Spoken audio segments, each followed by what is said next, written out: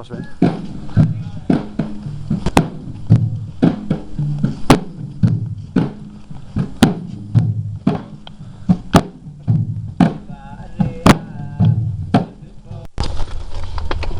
So this is the main road. I always call it the Fifth Avenue of Croatia. Shops and gym, and here we have the most important building, the dive school. It's open the whole day till 7 o'clock in the evening. Just from 1 to 2 it's closed. Yeah, because then they have their lunch time.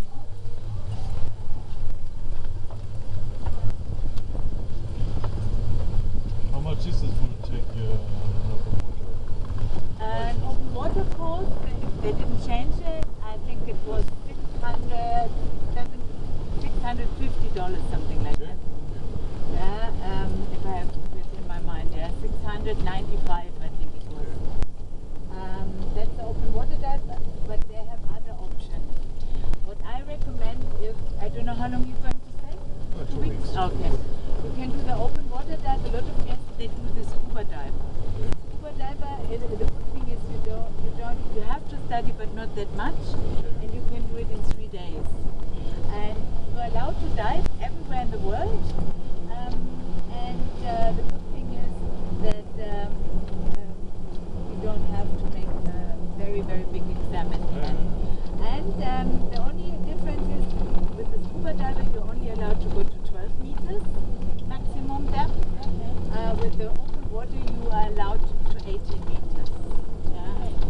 So it depends. The scuba diver takes, open water diver takes 5 days. The scuba diver only 3 days. So some guests start with the scuba dive and then they decide, let's do the open water, and then they have 2 weeks time, but some guests they're not sure, so they start with the scuba dive. I just can recommend you this school here. The dive school is very, very popular. We have guests, they're just coming for the dive school. They really take their time with you, and I honestly have to say it was one of the reasons why I wanted to work in Croatia, because I'm also an instructor and I knew the reputation of the dive center here, and they have a very good reputation. So these are all Jacuzzi beach villas, and here we are at the smallest part of the island. We are at Stangu area, the water villa area, and they have an own reception.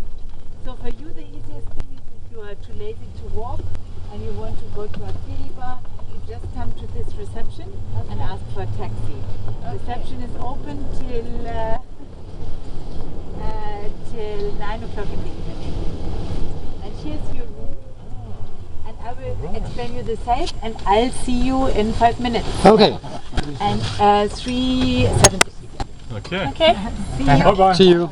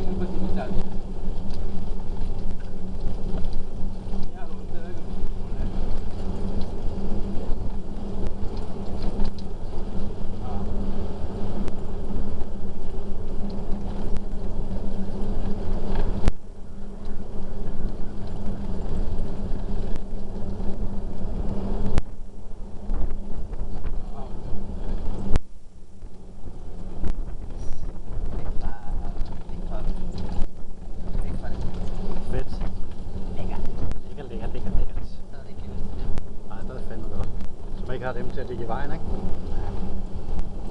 Det er nok fordi, vi har ordentligt alligevel. Ja. Så de fik jo lige foran. Ja.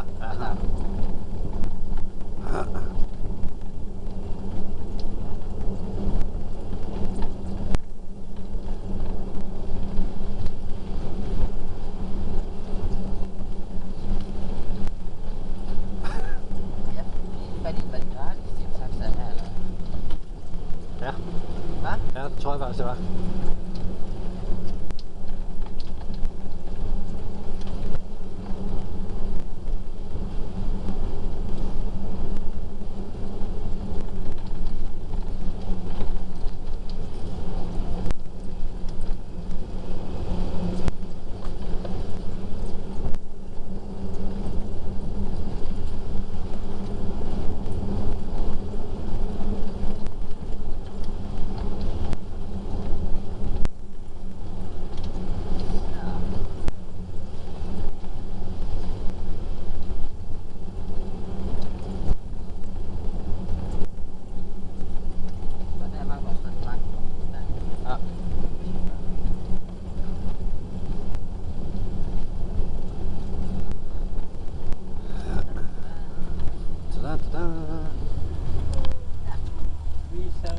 Yeah, thank you. Thank you.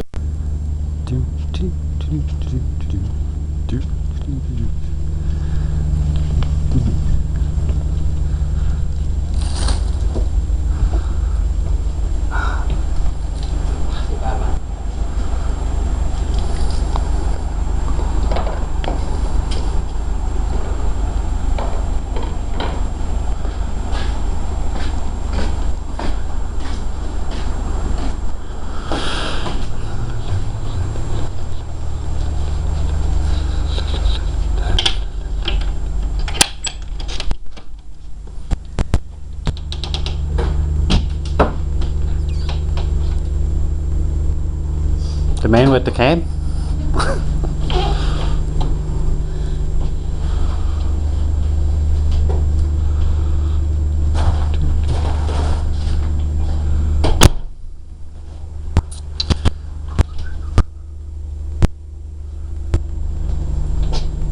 Der var. Kan du se, hvad der er herinde? Kom ind og filme. Der er Søren med regnjakke til os. Hold da op, mand. Med logo på. Sådan der. Og paraply. Og paraply. Men Snacks. vi får ikke nogen regndag. Skal vi lige ud og filme ham der, Karsten? Sidder bare herude og tømmer hele minibaren og ved at gå kold her. Han tømmer aldrig noget. Så havde vi en aftale om, vi rører ikke minibaren, fordi den er ikke med i vores all inclusive. Hvad gør Karsten? Han tager en øl. 2 øl. Så tager han yderligere 2 øl. Så er man i bad. Så står der vodka og Red Bull fra minibaren. Puh, her det bliver dyrt. Men der var også smørbrød. Ja. Men her sidder vi lige og varmer op ude på vores terrasse. Tigerbier. Og vi drikker tigerøl. Eller tigerbier. Ryger lidt smøg og har fundet sådan lidt nogle flotte ting her. Ja, de er sgu ikke så flotte i det her lys, men de er altså hvide og ligner sådan nogle... Ja, jeg ved sgu ikke, hvad det ligner. Igen er det Carsten, der badet. Det ligner sådan nogle... Arkeolog i vandet. Det ligner sådan nogle træmænd, bare i sten, som Emil fra Lønberg han laver. Nå. Ja. Men lige om lidt, så skal vi jo ned og høre live musik. Så slut herfra.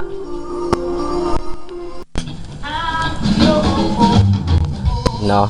Ja, man kan jo ikke se så meget, men nu er vi lige på vej hen til vores stambar.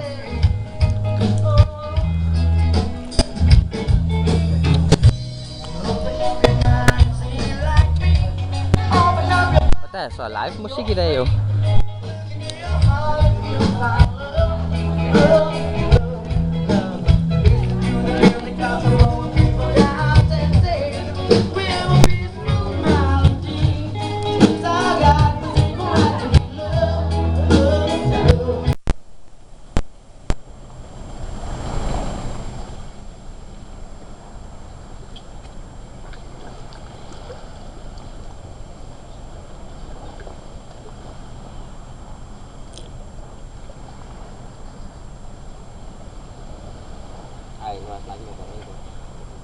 We are sitting here by the jetty and watching the sunrise.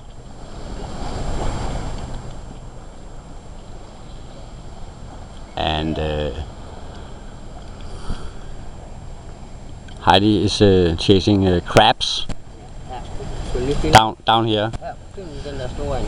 Where? Er du klar? Kan du se den? Ja. Hun er ond ved krabberne. Jeg går tilbage til solen. Nej. Ikke mere dyreplageri. Jo.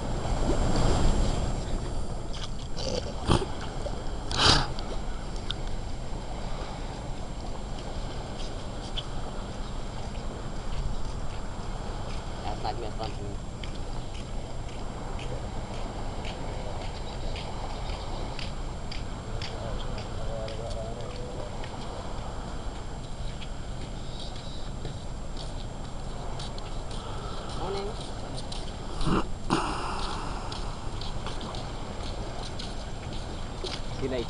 Yes.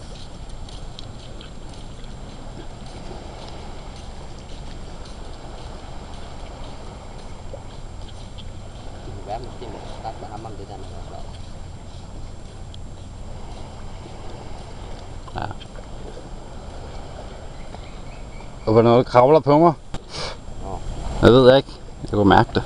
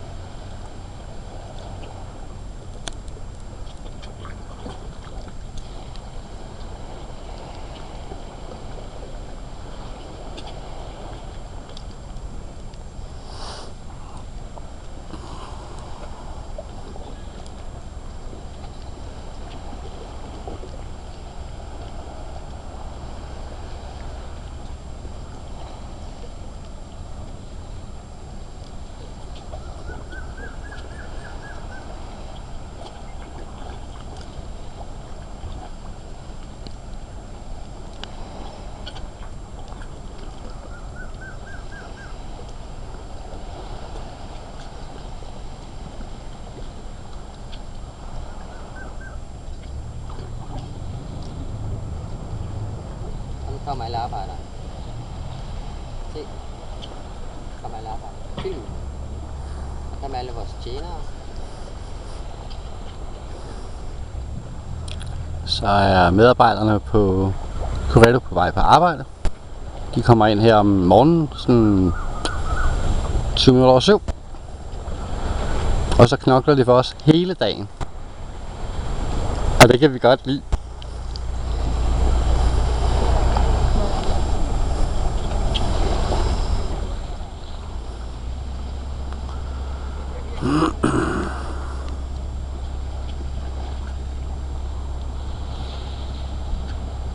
Skal vi ikke prøve at gå ned til stranden nu, og så skal vi Nå. prøve at tage det der billede, hvor jeg holder solen, Ja. inden jeg ikke har mere. Heidi skal lige ned og holde solen, så nu har I set en solopgang på Maldiverne. Til dem, der ikke har været her. Bye.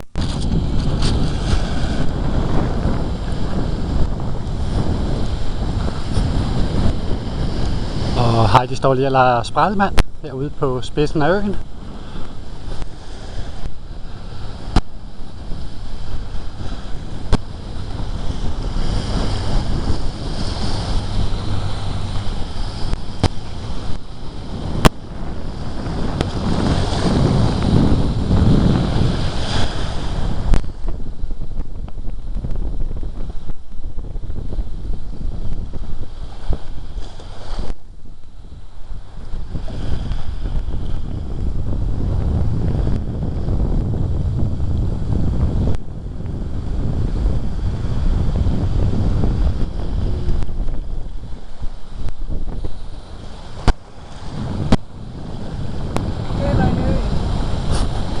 Let's do that. Ja.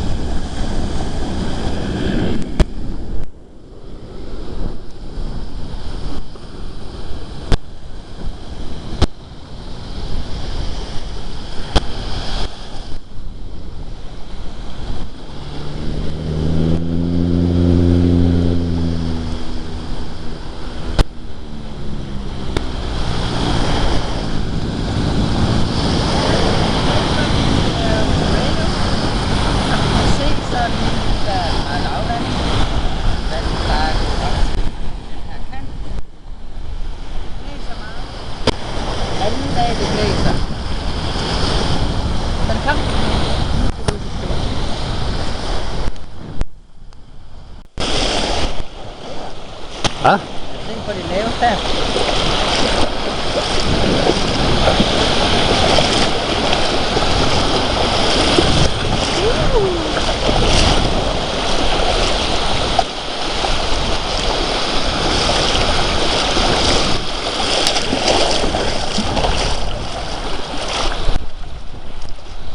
Vi begiver os lige ud til en lille sandtange. Vi er på øjagt.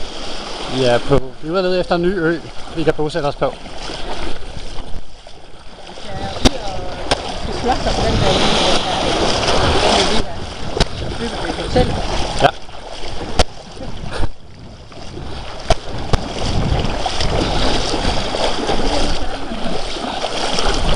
Har jeg lige fundet en mindre ø, vi lige skal tjekke ud først.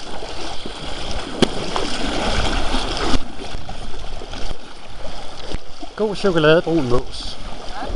Ikke noget?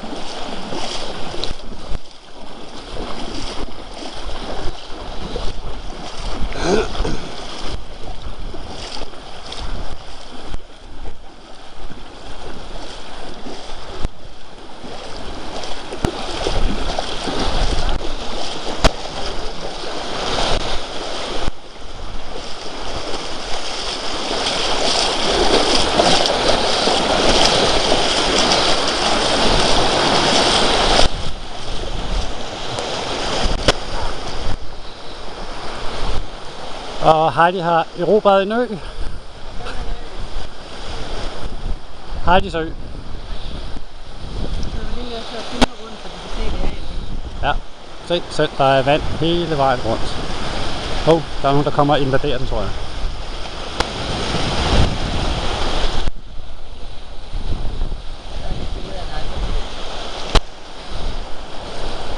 Billedet af kameramanden.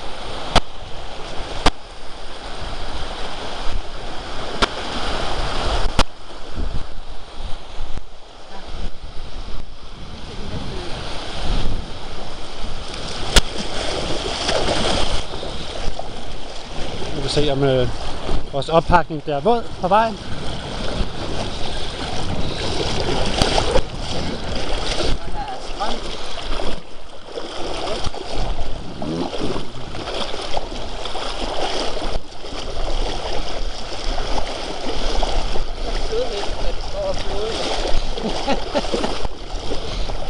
Så flodheste på tur.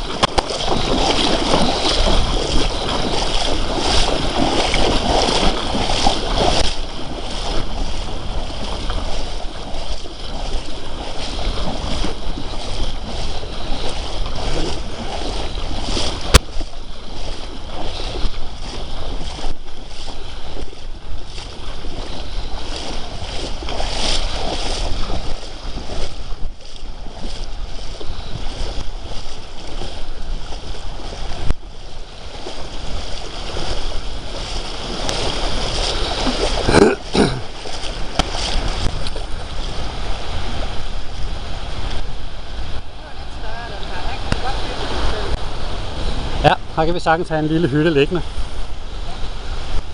Så før der boede vi derovre. Og nu bor vi her.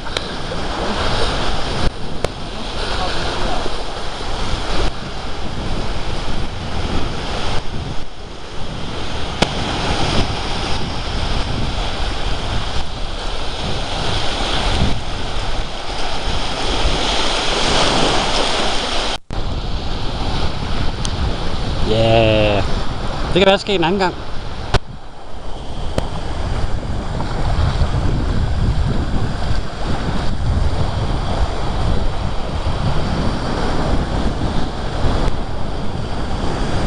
Så lige finde en der lækkermås. Den går bare derop, bliver brunere. kroner.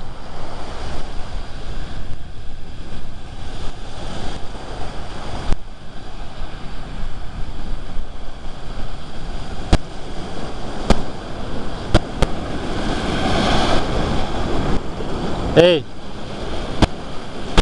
Hvad så chokoladebrun? Hvad så chokoladebrun?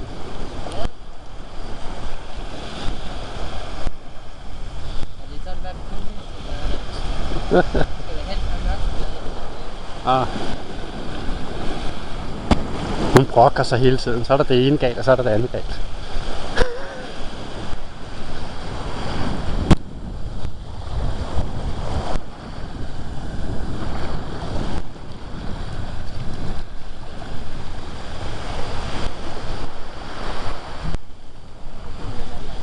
Hvad?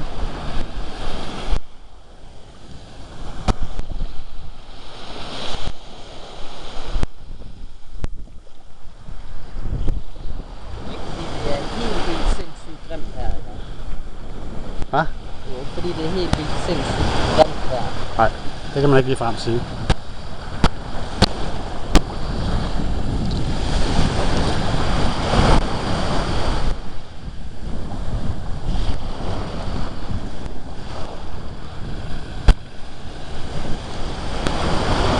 Så kommer vi lige til bilerne.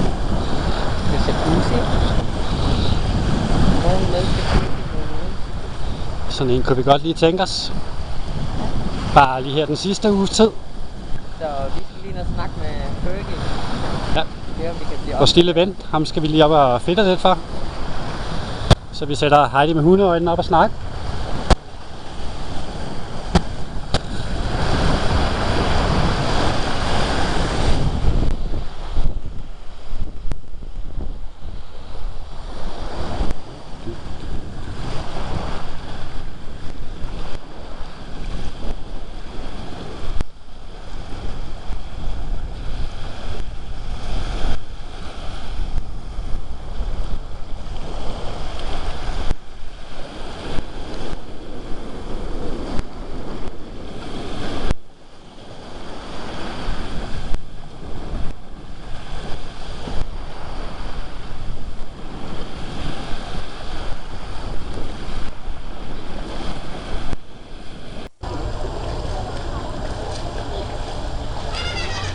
Her har vi Karsten, der ligger og feder den ved poolen.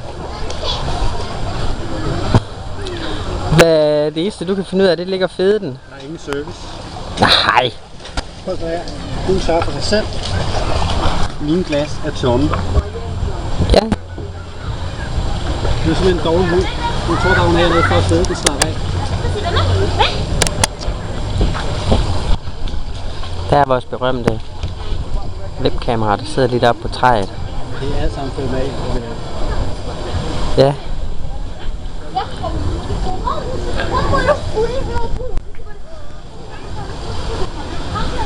Og vores poolbar, hvor vi sidder, ja, næsten hver dag.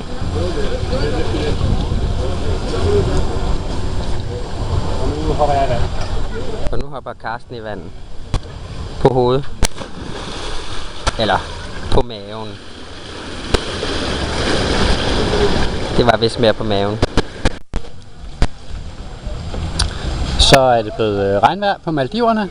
Hernede kalder de det for varm regn, så man kan stadigvæk være i poolen og padle rundt, som Heidi gør lige nu. Kan vi lige vinke til kameraet? Ja, sådan der. Og hvis vi kigger ud, så kan vi se, at der er sådan lidt overskyet.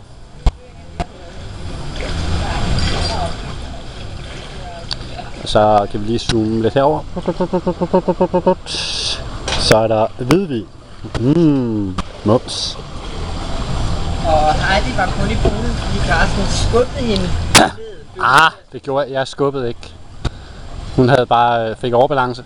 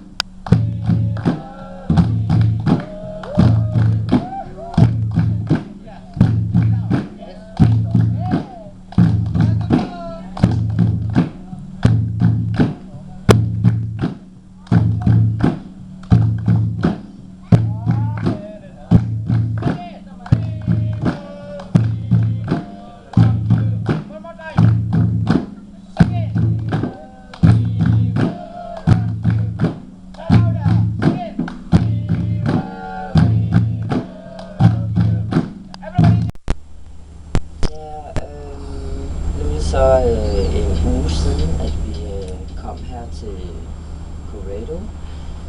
I dag har vi tirsdag den 19. marts. Klokken den er nok omkring 4 om morgenen, tror jeg. Vi har været til live-koncert i går. Og ja, hele den første uge har været sådan op og ned og frem og tilbage og fra side til side og udspring i vandet og alt muligt, tømmervand og ja, alt hvad en ferie kan byde på. Men altså, en ting er i hvert fald sikkert, altså vi har ikke kedet os, og vi keder os stadigvæk, og der er stadig masser af ting, vi skal nå og se. Og jeg tror faktisk lige før vi ikke kan nå det, inden vi skal hjem. Nej. Men jo, vi har jo den her fine lille bungalow her. Men vi skulle lige prøve i morgen at se, om vi kan blive opgraderet til en beach villa. Det kunne da være meget fedt. Så skal vi lige op og fedt lidt for vores lille ven Fikri Kudul, eller Kudul. Ja, og udover det, så hvad skal jeg sige, så har jeg fået mig en lille flirt. Han hedder Kalle. Og han er lækker. Han er chokoladebrug. Nå, det er vores private tjener. Ja, det er meget. Ja. Ham tager jeg nok med hjem til Danmark, det ender det nok med. Nå, ja, hvad ellers? Altså, jeg må nok ærlig om, altså vi er sgu nok blevet lidt berygtet hernede på øen. Ja, især om mandagen, fordi det er sjovt nok, om mandagen der sover vi aldrig. Det går vi først i seng om tirsdag. Ja, ligesom det. Det er tirsdag. Jeg har lige slået en fix. Jeg lugter af resteplads. Nå, og udover det, hvad så? Ja, hvad kan jeg sige? Smør 40. Du skal smøre helt alt fuldt. Nå, nej, Carsten han lovede mig sidste uge, lige præcis sidste uge, eller sidste tirsdag, der havde vi snakket om, at vi skulle ikke bruge den der minibar der, fordi at det var ikke med i all inclusive, og alligevel så endte det med, at vi tømte hele minibaren, det koster os $72.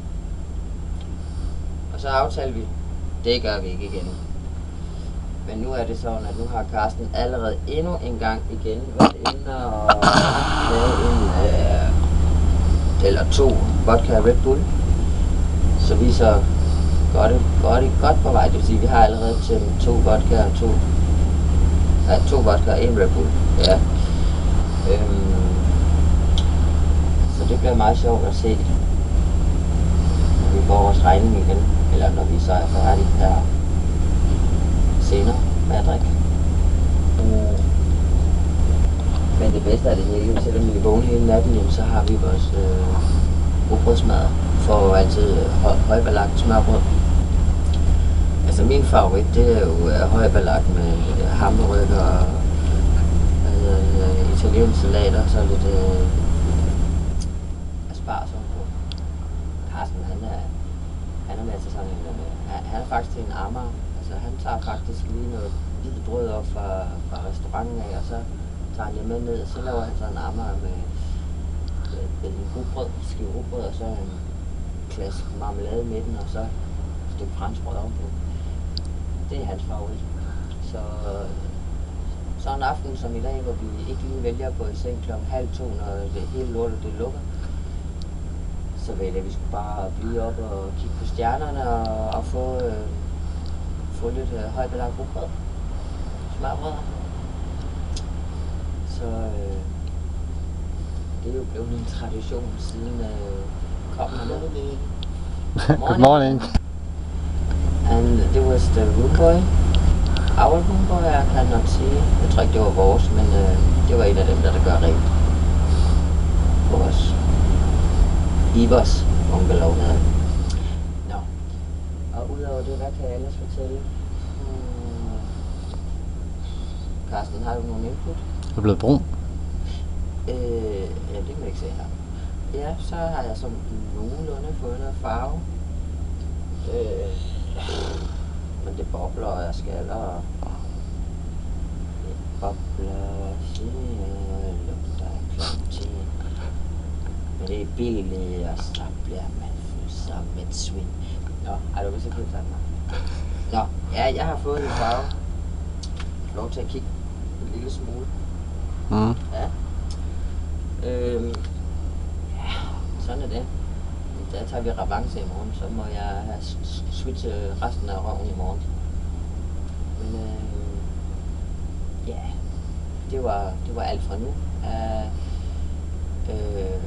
Heidi, Curado, Garden Bungalow, room 376. One out. Tuesday on the 19th of March. See you again tomorrow.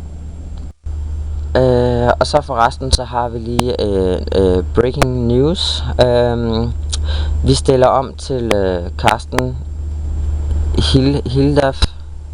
Hildgren eller andet Andersen. Han står lige nu i en bungalow nede på Curado, Maldiverne. Hvad hedder det? Bungalow nummer 376. Og han har breaking news. Vi stiller om. Nu har vi været her nu, plus minus et par timer, og foreløbig har vi nydt i fulde drag og fået en masse sov. Og man kan ikke se dig, fordi du er helt sort. Man kunne se den skaldede ise. Ja, jeg kan se min skalle ise for jeg lige Ja. fra kameraet. Du skal kigge op af i lyset. Ja, lænder tilbage. Sådan der. Var det bedre? Ja. Nå, Så kan- ja, vi har været her nu, og det der med minibaren, som Heidi sagde før, det passer ikke, for i dag var det hende, der sagde, om vi ikke skulle tømme minibaren igen. Første gang var det mig, i dag var det Heidi, der lukkede. Men ellers har vi haft en rigtig god ferie, og vi får noget lækkert mad, og vi er ikke altid så gode til at stå op, inden vores udenbøj kom. Så han har været oppe og kigge ind ad vinduet på gangen, hvor vi bare har ligget og snudet til hen på formiddagen. Men ellers så er vi jo så dem, der går sidst i seng her på øen. Det tror jeg, vi er blevet kendt for. Og hvad har vi til gode? I løbet af ugen en sunset sejlads og Cruise. noget parasailing med faldskærm. Heidi skal spille fodbold. Og Heidi skal spille fodbold. Hun droppede det her i forgårs. Og så har hun muligvis overvejet at tage med op i faldskærm. Men nu må vi se, hvad det skal. Ja, hvad kan jeg sige? Jeg tror bare, at vi bliver noget. Jeg gider sgu ikke komme hjem. Så hvis der er nogen, der vil have en hund, så ved de, hvor de kan hente den. Over and out.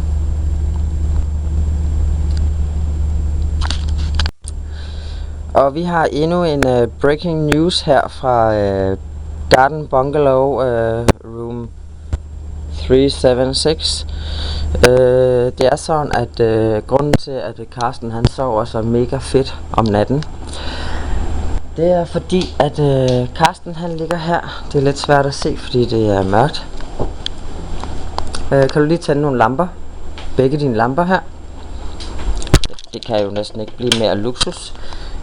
Jo, altså grunden til, at Karsten han sover så godt og tryg, det er fordi han ligger i den her lille prinsesseseng, eller lille, med myggenet net og hele lortet, han kan svinge ned i hver side. Og herover der ligger jeg så i min dejlige komfort indmands ting uden myggenet. Og det har så også resulteret i, at jeg har fået de første 6 myggestik, men det er ikke fra om natten, det er fra om dagen. Og jeg er sikker på, at det ikke er myggestik, det er sandfluer. Men udover det, så vil vi bare lige sige, at det hedder ikke prinsessen på ærten, det hedder Ægget på ærten. det hedder og det hedder heller ikke Bed of Roses, det hedder Beast on a Pillow with a eggy, froggy head with a brown something. I don't know. I don't have any word now. Yeah. But ja, men det var det vi kom lidt fra. Ikke nok med at han har en prinsesseseng, det vil sige lige over ham der er propellen, som larmer så meget om natten, at jeg føler at huset det er ved let. Og plus han har hans egen lille, hvad hedder sådan en, aircondition derovre. Til gengæld, der ligger jeg herude uden for myggenettet. Skal vi se om vi kan finde den. Jeg tror ikke vi kan finde den, men jeg ligger og sover med en lille øgle, som plejer at sidde heroppe i kanten. Jeg tror ikke den er her nu, men jeg kan lige prøve at gå ud og se om der er i hvert fald altid nogen ude på toilettet, men vi har så en herinde. Så prøver vi lige at kigge. Jo, der er en deroppe. Jeg ved ikke om I kan se den. Det er for mørkt. Det kan jeg ikke. Prøv. Det er meget svært at se. Der sidder en oppe på kanten der. Kravler den. Ej. Pis. Nå, jeg prøver lige at gå op på toilettet. Og så går jeg op her. Så prøver vi lige at sætte den der på. Kan I se den nu? Nå. Prøver vi lige at rette den der. Den kan vi heller ikke engang rette.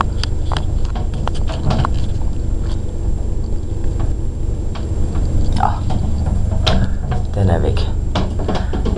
Det må blive en anden dag, I får et godt look. Sådan. Ja, vi kan også prøve noget andet. Kigge lige herovre. Nej. Så kan vi gøre sådan her. Hvis vi kigger godt over på væggen, så plejer vi at gøre sådan her.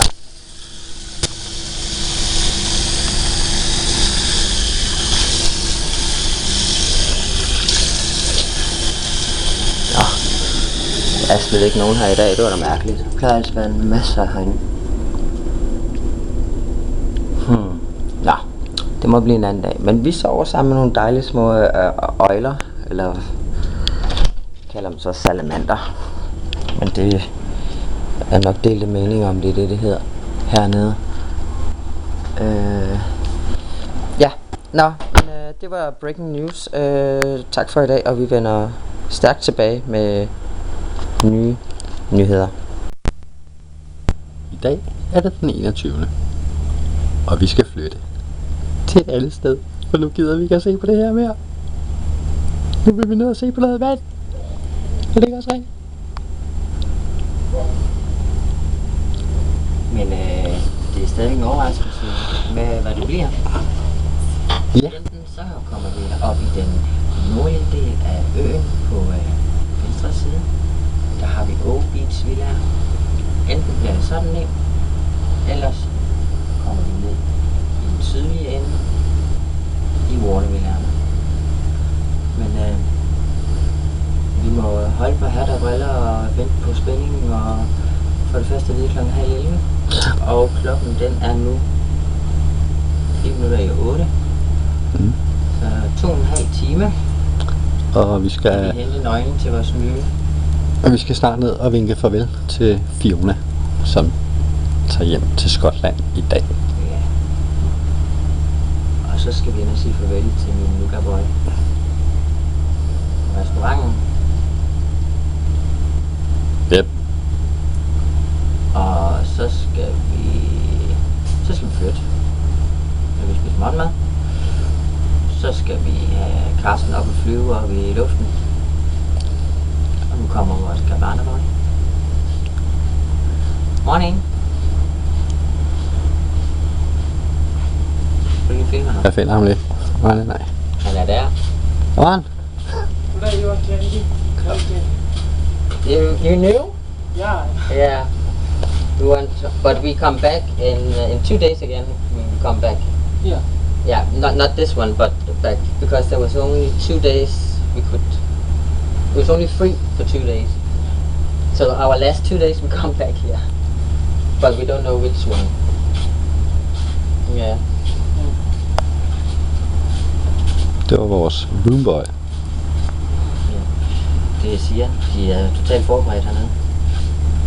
Vi kan ikke skjule noget for dem hernede. De ved alt. Så det skal ikke undre mig inde på restauranten. Der ligger der også Siusu du på. Vi tror, vi er snedige, men det viser sig faktisk, at de er snedigere.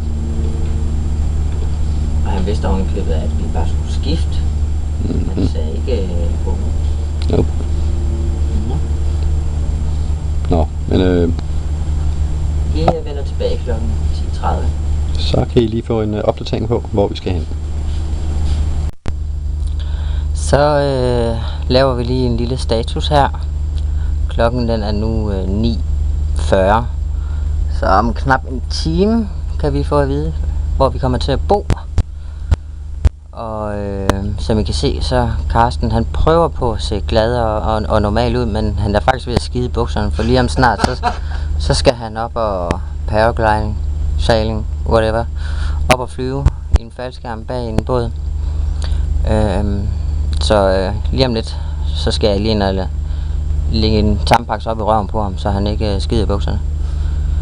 Så, men som I kan se, så har vi pakket. Der kommer en Gabbana Boy og henter vores kufferter og flytter dem derhen, hvor vi nu skal hen. Ja, det var alt fra Maldiverne. Garden Bungalow 376 With garden view. with garden view. Ja, vi siger tak for nu, og vi ses om cirka en time. Ja, så står vi her igen. Jeg ved godt, der kun er gået en halv time. Ingen gang. Men vi står herude foran vores hytte. Eller bungalow. 376. Og vi vil lige en sidste gang gå ned og... Ja, her er vores hytte. Vi vil lige for en sidste gang gå ned og dyppe tæerne i vores strand. Eller vores strand, den strand der ligger her ved vores... Det er vores beach view. Ja, her er vores beach view. Som så var en garden view. Nej, for vi regner jo ikke med, at vi skal bo i den her ende mere jo. Så nu går vi lige ned til vores strand og lige siger farvel herom. Og dypper vores tær. Se, her er der nogle Beach Vilja. Det er muligvis sådan en, vi skal have. Se, hvor stor den er. Ja, den er meget stor.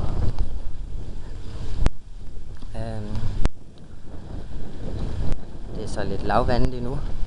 Klokken er jo kun 10 om morgenen. Og de røde damer, det er dem, der fejrer strand. De er hernede hver morgen og fejrer strand. Se, det er Beach Villa. Muligvis sådan en får vi. Eller vi får en ude i vandet. Nå, så vil vi herned.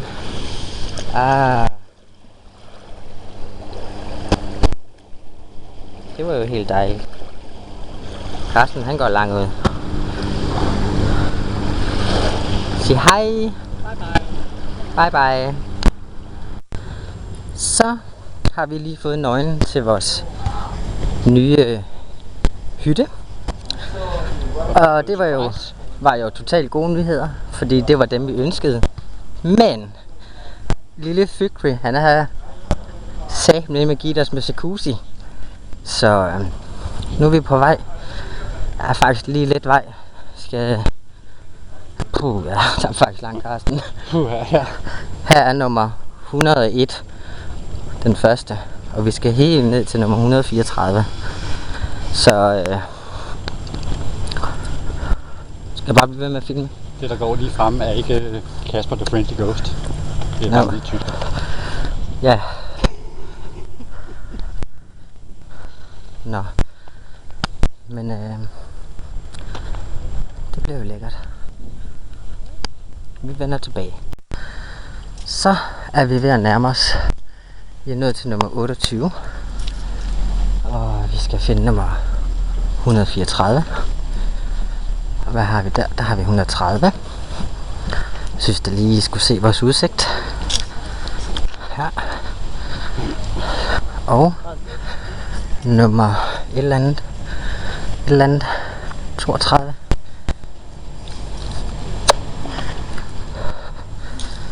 Så. Og de er ved at gøre rent foran vores hytte. Og vores kuffert er kommet. Og vores kuffert står lige der. Og nu vil jeg hermed overrække nøglen til hytten til Karsten, så han kan gå hen og låse op. Men det er så her, vi skal bo i 2 dage. Og damerne er ved at gøre rent for os. Cleaning op for os. Nå. Så vil vi gå ind. Her er vores liggestol. Vores terrasse. Intern.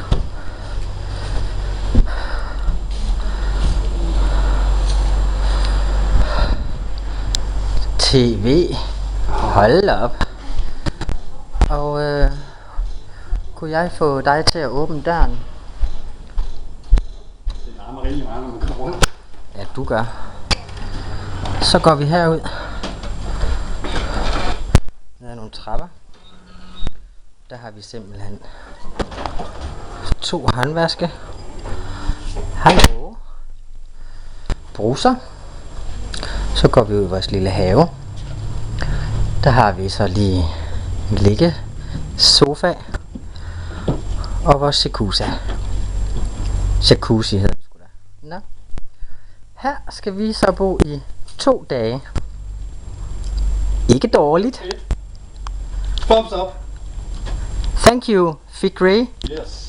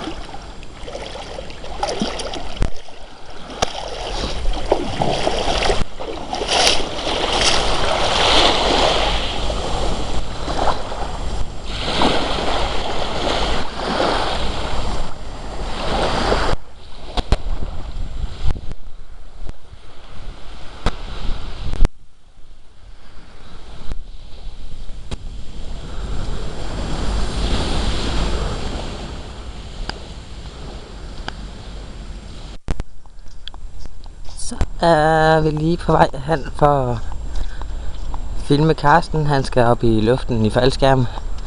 Godt det ikke er mig. Og han går lige helt op foran. Klar til at komme ombord på denne båd. Det skal nok blive sjovt. For ham. Og for mig, jeg skal bare grine, når han skriger op i luften. Så.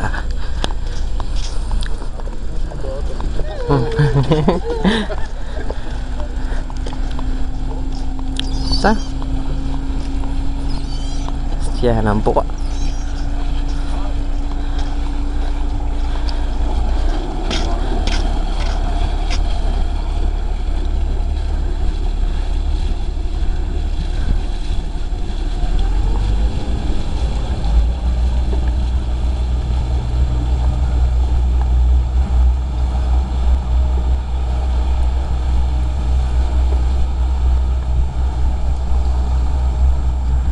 Så kan man lige se, de er ved at gøre sig klar.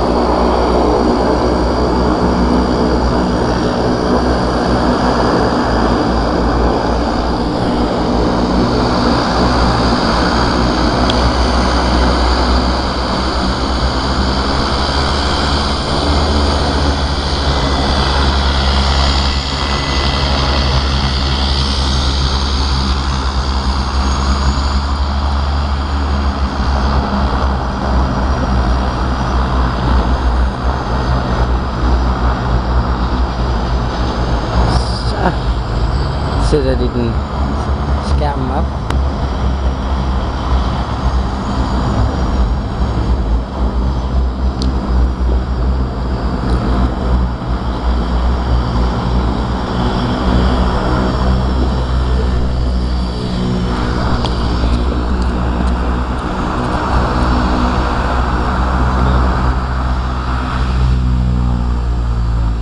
Dah.